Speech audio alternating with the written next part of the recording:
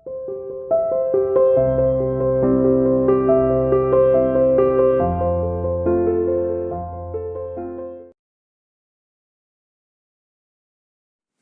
Again welcome बेटा।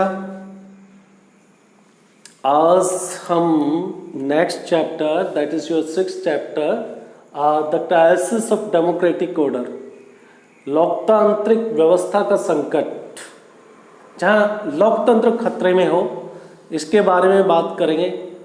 बेटा एक बात को समझ लीजिए, जो राजनीति शास्त्र की इंडिया सिंस इंडिपेंडेंस बुक है या फिर कंटेम्प्रेरी वर्ल्ड पॉलिटिक्स की, दोनों की दोनों बुक्स जो है ना, इन सीक्वेंस ऑफ ऑर्डर है। हर चैप्टर एक चैप्टर दूसरे चैप्टर के साथ जुड़ा हुआ है, कनेक्शन है सभी के बीच में। अगर कंटिन्यूअस आप सभी चैप्टर को पढ़ेंगे तो स्टोरी के रूप में बड़ी अच्छे तरह से समझ जाएंगे, ठीक है ना। इससे पहले वाले चैप्टर में हमने देखा कि कैसे 1967 के इलेक्शंस में there was a decline of the Congress vote bank in all over the India. पूरे भारत में जो कांग्रेस का वोट बैंक हार की तरफ जा रहा था। बहुत सारे राज्यों में हमने बात की कि उनकी सरकारें नहीं बन पाई, और साथ ही हमने बात की जो लोकसभा के चुनाव में कैसे जैसे तैसे कांग्रेस पार्टी, वो इंदिरा कांग्रेस की बात कर रहे हैं, जीत जाती है। फिर उसके बाद में 1971 का इलेक्शंस होता है, ठीक है ना। 1971 के लोकसभा के आम चुनाव जो तय वक्त से पहले इंदिरा गांधी करा देती है, क्योंकि वो दूसरी पार्टियों के ऊपर निर्भर नहीं रहना चाहती थी। जैसे ही राष्ट्रपति के चुनाव को लेकर कांग्रेस पार्टी के अंदर जो अंतर्द्वंद था, जो आपस में मतभेद थे, जो कॉन्फ्लिक्ट थे, उनको लेकर पार्टी में विभाजन होता है। और उसके बाद में जो कांग्रेस पार्टी की जो इंदिरा गांधी जिस सरकार का नेतृत्व करती है, वो उस चुनाव उसके बाद में जो उनके पास में बहुत ज़्यादा बहुमत नहीं होता है, मेजॉरिटी। जैसे जैसे वो दूसरी पार्टी के सपोर्ट से बात कर सकते हो आप, कम्युनिस्ट पार्टी ऑफ इंडिया जो स्पेशली जिनके समर्थन से इंदिरा गांधी की सरकार आप कह सकते हो जिंदा थी, ठीक है ना। अब वो दूसरी पार्टी के ऊपर निर्भर नहीं रहना चाहती थी, इस वजह से उन्होंने लोकसभा को तय वक्त से पहले ही लोकसभा को डिसोल्यूशन करा देती है, लोकसभा भंग करा देते हैं। लोकसभा भंग कराने का मतलब अपने आप में दूसरे चुनाव के लिए जाना है। तो 1971 के अंदर लोकसभा के आम चुनाव होते हैं। आम चुनाव के मतलब जो 5 साल बाद में होते हैं। तो आम चुनाव के अंदर हमने देखा कि कैसे नॉन कांग्रेसिज्म की एक पॉलिसी चल रही थी। सभी पार्टियां जो ग्रैंड अलायंस के नाम से हम जानते थे, वो सभी पार्टियां एक साथ आ गई, और एक तरफ कांग्रेस और सीपीआई है, दूसरी तरफ सभी पार्टियों का एक महागठबंधन। कांग्रेस, इंदिरा कांग्रेस की मैं बात करता हूं अभी, कांग्रेस आर रिक्वेजिशनरिस्ट, ठीक है ना। इनके पास में पॉलिसी थी, सपना था दिखाने के लिए, आप कह सकते हो भारत के लोगों से। इन्होंने एक सपना, हसीन सपना दिखाया, वो राजनीतिक वादों का सपना, मैनिफेस्टो डिक्लेरेशन कि हम आपके लिए ये करने वाले हैं, हम लैंड रिफॉर्म्स लाएंगे, गरीबी को हटाएंगे।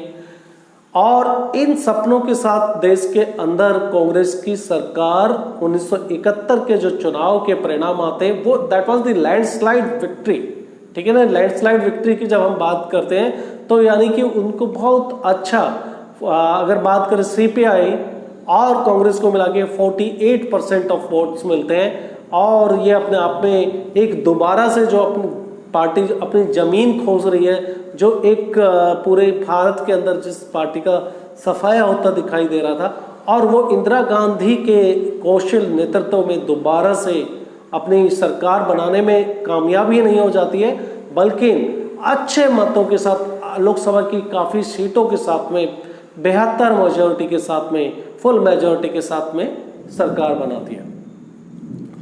अब एक बात मैं बता देता हूं बेटा आपको, जब जब देश के अंदर भारत की यह इतिहास रहा है, जब फुल मेजॉरिटी के साथ कोई सरकार होती है तो वो थोड़ा उसके अंदर स्वाभिमान भी आना स्वाभाविक है, ठीक है ना। घमंड आ जाता है, घमंड से चूर हो जाती है। सेम इंदिरा गांधी के साथ हुआ, या फिर आप आज की भी बात कर सकते हो, आजकल, ठीक है ना। तो वही परिस्थितियां बनी हुई थी। 1971 के चुनाव के बाद में लोकसभा के अंदर या फिर उसके बाद में जो लोकसभा के बाद में राज्यसभा के चुनाव हुए, पूर्ण बहुमत हर राज्य के अंदर आप कह सकते हो कि कांग्रेस की सरकार बनी थी। ठीक है, तो इसके बाद में स्वाभाविक ऐसा इस तरह का अनुभव किया गया भारत में, जब देश के अंदर लोकसभा के अंदर फुल मेजॉरिटी के अंदर कोई सरकार होती है, तब उसके सुप्रीम कोर्ट के साथ, आप कह सकते हो न्यायपालिका के साथ जो रिश्ते हैं वो इतने अच्छे नहीं होते हैं, क्योंकि न्यायपालिका संविधान को बचाने की बात करेगी। कभी भी कोर्ट क्या करेंगे, कोर्ट के पास में एक जिम्मेवारी है जो संविधान ने दी है, protection of the human rights. ठीक है ना, मैं आपके फंडामेंटल जो अधिकार है, मौलिक अधिकारों की रक्षा करना। और जब भी कोई सरकार पूर्ण बहुमत के साथ होती है, वो मौलिक अधिकारों का जो है काफी उल्लंघन, violation of the fundamental rights ऐसा होने लगता है। देखने में मैं किसी एक पार्टी विशेष की बात नहीं कर रहा हूं। तो same situation was prevalent eight that time. उस टाइम भी इस तरह की समस्याएं थी। किस तरह से जो वादे किए थे उनको ये सरकार पूरा नहीं कर पा रही थी। सरकार पूरा नहीं कर पा रही थी वादा, उसके पीछे भी कुछ रीजंस थे। उस टाइम सिचुएशन बिल्कुल भारत के अंदर बदल चुकी थी। एक कह सकते हो कि एक पूरे देश के अंदर महंगाई अपने आप में चरम सीमा के ऊपर थी। अनएम्प्लॉयमेंट की प्रॉब्लम थी, बेरोजगारी थी। उसी के साथ में हम 1900 एक बांग्लादेश का आपने क्राइसिस के बारे में सुना होगा, पाकिस्तान का जो पार्ट था उस टाइम में ईस्ट पाकिस्तान, ये कहीं कहीं ये समस्या का असर हमारे भारतवर्ष के ऊपर देखा गया। भारत लगभग 8 मिलियन यानी कि 80 लाख पीपल जो है they cross over the territory. ठीक है ना, भारत की टेरिटरी में अपने बॉर्डर को पार करके उस टाइम के ईस्ट पाकिस्तान से भारत में आ गए। 80 लाख लोगों का आ जाना अपने आप में एक बड़ी समस्या, देश के लिए खाद्यान्न की समस्या हो जाती है। उसी पीरियड में साथ में मानसून फेलियर का पीरियड था। मानसून के बारिश उस टाइम में नहीं हुई और उससे खाद्यान्न संकट तो पहले ही गहराया हुआ था। ठीक है ना, चाहे बिहार की बात करो, गुजरात के अंदर अनाज की समस्याएं थी। एग्रीकल्चर का प्रोडक्शन नेचुरली जब भी आप मानसून फेलियर होगा तो आप देखते हो कि पैदावार खेती की कम होती है। अगर पैदावार खेती की कम होगी तो वैसे ही महंगाई होगी। साथ में एक कह सकते हो कि जो तेल का संकट, ऑयल क्राइसिस चल रहा था। ठीक है ना, जिससे तेल के दाम बढ़ने से हर चीज़ के दाम बढ़ जाते हैं।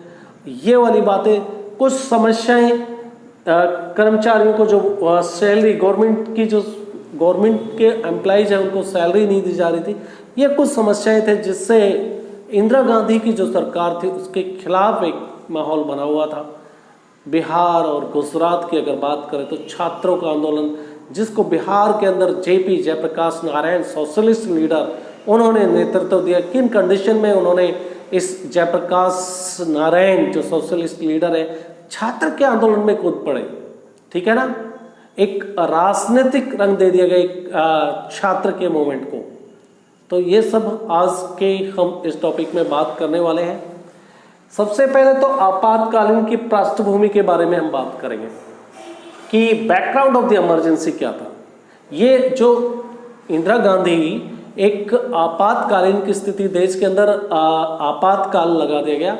आपातकाल का मतलब आपके लगभग आप कम शब्दों में कहना चाहें तो आपके most of the fundamental rights cease हो जाते हैं। आपके जो मौलिक अधिकार हैं उनके ऊपर नियंत्रण हो जाता है। कोर्ट में आप नहीं जा सकते, आपकी बोलने की स्वतंत्रता छीन ली जाती है। आप आंदोलन नहीं कर सकते, सरकार की बुराइयां नहीं कर सकते, न्यूज़पेपर के ऊपर सेंसरशिप लग जाती है, न्यूज़पेपर सरकार के अगेंस्ट कुछ नहीं लिख सकते। तो इस तरह की समस्याएं उस टाइम में आपातकाल में आती है। जब चाहे जिसको बगैर कारण बताए प्रिवेंटिव सोशल ऑर्डर लेकर कि भाई सुरक्षा के लिहाज से जरूरी किसी को भी अरेस्ट करके जेल में डाल दिया जाता है। इसे हम आपातकाल कहते हैं। मोस्टली ये आपातकाल एक्सटर्नल इमरजेंसी में लगाते हैं जब देश के ऊपर भारी खतरा हो। लेकिन ये जो पीरियड था उसमें कोई भारी खतरा नहीं था, लेकिन वो जो आपने कॉन्स्टिट्यूशन का जो प्रोविज़न का इस्तेमाल किया वो एक्सटर्नल इमरजेंसी के अंदर ही किया जा सकता था, लेकिन ये किया गया। सरकार मदमस्त थी उस पीरियड में। उसी के बारे में बात करते हैं।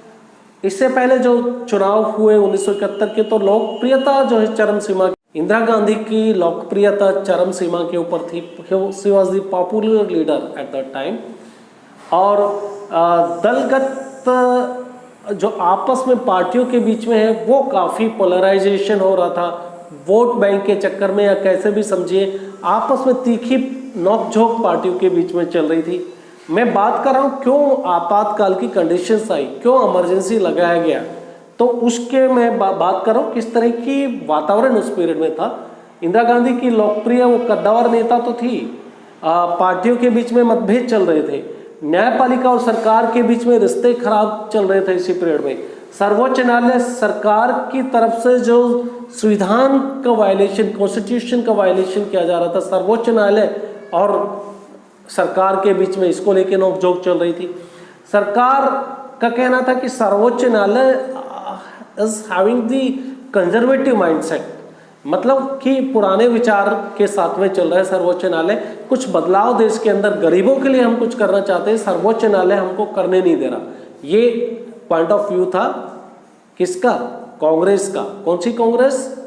इंदिरा कांग्रेस, इंदिरा आर आप कह सकते हो, कांग्रेस आर का, कि हम यथास्थिति को बदलना चाहते हैं लेकिन कोर्ट यथास्थिति को बनाए रखना चाहता है।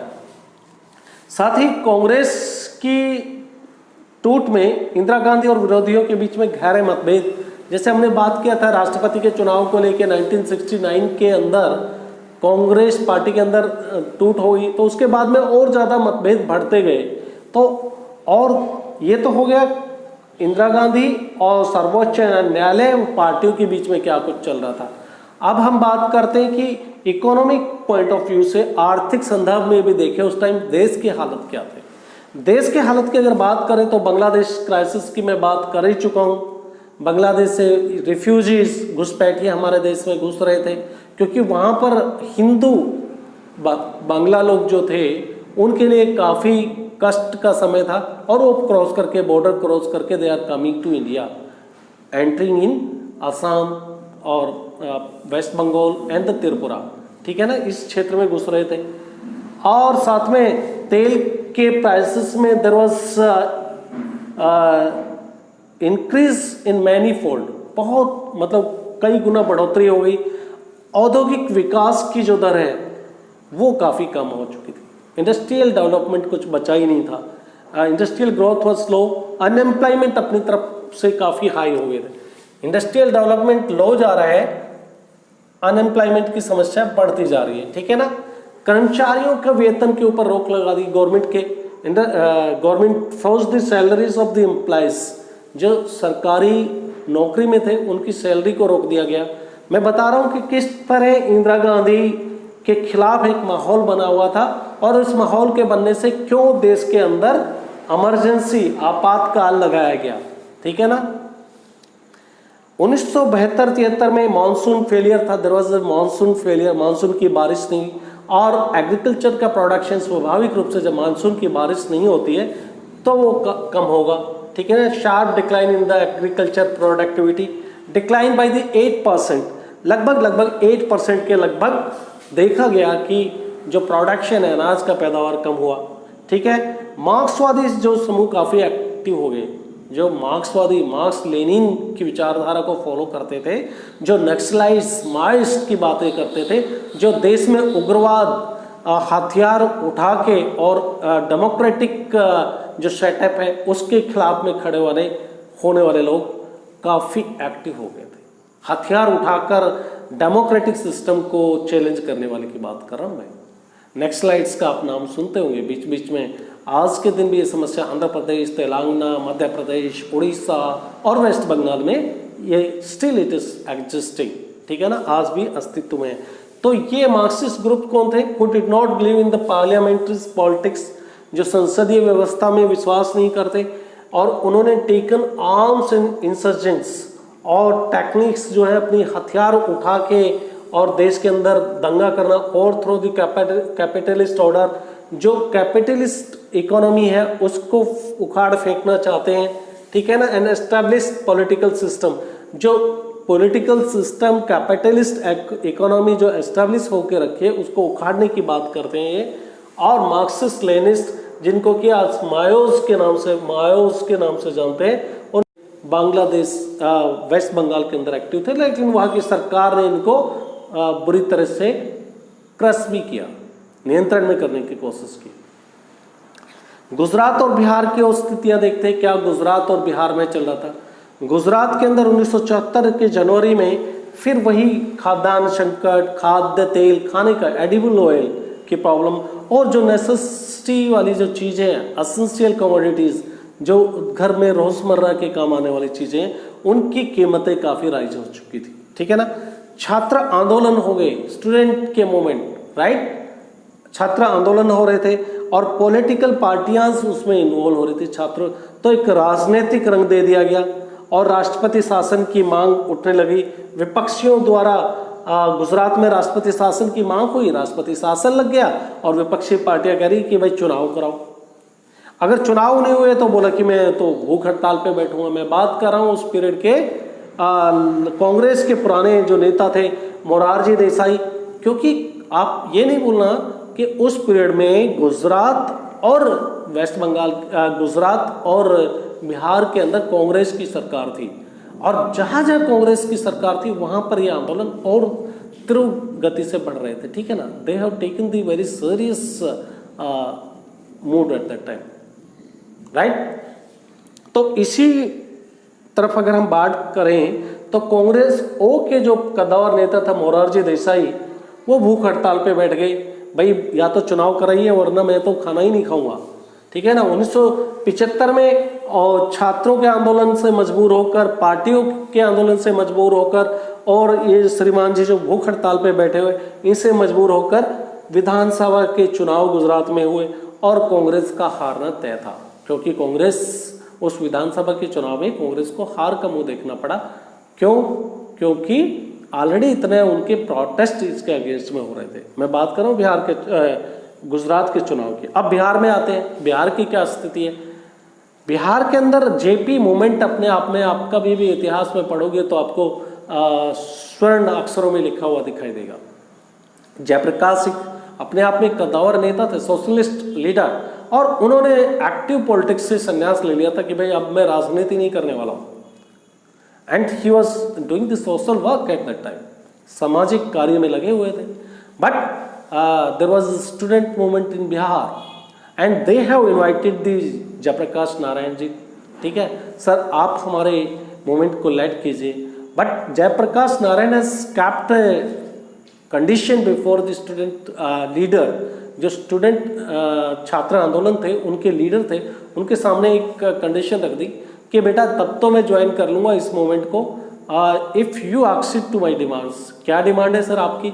मेरी डिमांड ये है कि बेटा ये आंदोलन पीसफुल होना चाहिए, कोई इसमें मार पिटाई ये सब कुछ नहीं होना, आंदोलन में पीसफुली होना चाहिए। दूसरी, it should cross the border of the Bihar, Bihar से बाहर भी पूरे देश में आंदोलन चले। बस फिर क्या था, जयप्रकाश नारायण का आंदोलन को एक हवा दे लेना अपने आप में पूरे देश के अंदर, ये बिहार की बात नहीं, पूरे देश के अंदर एक कांग्रेस के खिलाफ मूवमेंट बन गया। इंदिरा गांधी मजबूर हो गई, ठीक है ना। इंदिरा गांधी को लगने लगा मेरी सत्ता गई, अब गई, अब गई, अब गई। तो ये वो पीरियड था, ठीक है ना। जेब बढ़ती हुई कीमतें, खाद्यान्न का अभाव, बेरोजगारी, भ्रष्टाचार के खिलाफ बिहार में आंदोलन। जेपी के द्वारा छात्रों ने जो निमंत्रण दिया वो इनविटेशन एक्सेप्ट कर लेना, और शर्त रखी गई कि अहिंसक होना चाहिए, बिहार से भी बाहर, राजनीतिक चरित्र इसको दे दिया गया, और जीवन के हर क्षेत्र में आंदोलन से, चाहे आर्थिक, सामाजिक और राजनीतिक मुद्दों को लेकर यह आंदोलन और अपनी चलता गया, ठीक है ना। जेपी ने बिहार की कांग्रेस को बर्खास्त करने की मांग कर दी कि भाई ये बिहार की कांग्रेस को बर्खास्त करो। एक्चुअली बिहार कांग्रेस का बार बार कहना, अगर इंदिरा गांधी जब तक जिंदा रह गई और तब भी उनके चाहे इंडियन किसी पॉलिटिकल एनालिस्ट की बात करें या कोई प्रेस रिपोर्टर हो या कोई भी संपादक हो, किसी ने भी इंटरव्यू लिया तो उन्होंने कहा कि ये आंदोलन किसी कांग्रेस की राज्य सरकार के खिलाफ नहीं था, बिहार राज्य सरकार के खिलाफ या गुजरात सरकार के खिलाफ नहीं था। That was the moment which was against the Indira Gandhi. उन्होंने बहुत बार कहा और कहीं ना कहीं इस बात में सच्चाई भी नज़र आती है। और एक ऐसा भी वक्त आया कि जब जयप्रकाश नारायण देखा गया कि इंदिरा गांधी देश में अगर प्रधानमंत्री से हटती हैं तो जयप्रकाश नारायण देश के प्राइम मिनिस्टर बनने चाहिए, लेकिन उतना ही विरोध भी जयप्रकाश नारायण ने जो जिस तरह की नीतियां अपनाई, जिस तरह के प्रोटेस्ट किए, उसको लेकर काफ़ी मतभेद भी रहे, ठीक है ना। तो संपूर्ण क्रांति का आह्वान किया गया कि पूरे देश में क्रांति होनी चाहिए।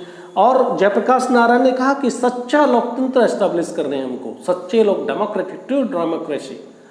तो क्या भाई तब तक क्या लोकतंत्र नहीं था क्या? संपूर्ण क्रांति की आप बात कर रहे हो। तो बिहार सरकार के खिलाफ लगातार बंद, घेराव, हड़ताल की इस तरह की सिचुएशन चल रही थी। ये सब कुछ किया कहाँ हो रहा था? बिहार की सरकार के खिलाफ। बिहार की सरकार के खिलाफ इतना होने के बाद भी बिहार के आंदोलन का प्रभाव राष्ट्रीय राजनीति के ऊपर देखा गया, नेशनल पॉलिटिक्स के ऊपर। लेकिन बिहार की सरकार का रेजिग्नेशन मांगा गया, लेकिन सरकार ने रेजिग्नेशन देने से मना कर दिया, चीफ मिनिस्टर ने मना कर दिया। और इसी के साथ में दूसरा अगर देखते हो तो रेलवे के कर्मचारी हैं। एक तरफ बिहार में छात्रों का आंदोलन चल रहा है जो राजनीतिक रूप ले चुका है, दूसरी तरफ बिहार के क्या पूरे देश के अंदर एक रेलवे कर्मचारियों की तरफ से एक आंदोलन चला दिया गया। तो 1975 में जनता जेपी का जो मूवमेंट है वो जनता के संसद मार्च का नेतृत्व उन्होंने किया। अब जेपी मूवमेंट संसद की तरफ चल दिया, दिल्ली में एंटर कर गया है, ठीक है ना, आंदोलन। और ये फिर अपने आप में आप कह सकते हो कि ये ऐसा पीरियड आ गया था कि देश में आपातकालीन लगना ही था। ये मैं नहीं कह रहा हूँ, इंदिरा गांधी की सोच है उस टाइम में। उन्होंने कहा कि ये एक आपातकालीन स्थिति थी जिससे निपटना था। देयर वाज ए डेमोक्रेटिक कह सकते हो सिस्टम को चैलेंज कर रहे थे लोग। तो डेमोक्रेसी को फेलियर करने की एक प्रजातंत्र के खिलाफ एक माहौल बनाया जा रहा था, ये इंदिरा गांधी कहती हैं, ठीक है ना। तो जनसंघ की बात करें, भारतीय जनसंघ और कांग्रेस, पुरानी कांग्रेस पार्टी जिसके कामराज अध्यक्ष और फिर उसके बाद में दूसरे अध्यक्ष बने, या फिर सोशलिस्ट पार्टी, नॉन कांग्रेस, जितनी भी पार्टियां सब एक प्लेटफॉर्म पे आ गई सिर्फ इंदिरा गांधी के खिलाफ। जेपी को इंदिरा गांधी के विकल्प के रूप में पेश किया गया। जेपी के विचार, जन विरोध की नीतियां, जन प्रतिरोध की नीतियां ये साबित भी करती है कि वो इंदिरा गांधी के खिलाफ ही मूवमेंट चला रहे थे। गुजरात और बिहार के आंदोलन को कांग्रेस विरोधी आंदोलन माना गया। आज के इस क्लास में बेटा आपने पूरा हमने देखा कि how the background of the emergency, how the emergency के लिए कैसे एक ग्राउंड तैयार हुआ, ठीक है ना। भारत के अंदर इंदिरा गांधी ने आपातकाल लगाने के लिए क्या क्या फेवरेबल कंडीशन उनको लगी, इसके बारे में बात की हमने। इकोनॉमिक पॉइंट ऑफ व्यू से पढ़ा, गुजरात की परिस्थितियों को समझा और फिर बिहार की परिस्थितियों को। इसी के साथ आज का टॉपिक यहीं पर समाप्त करते हैं। नए टॉपिक के साथ फिर दोबारा मुलाकात करेंगे। तब तक के लिए stay home, stay safe. Thank you, bye bye.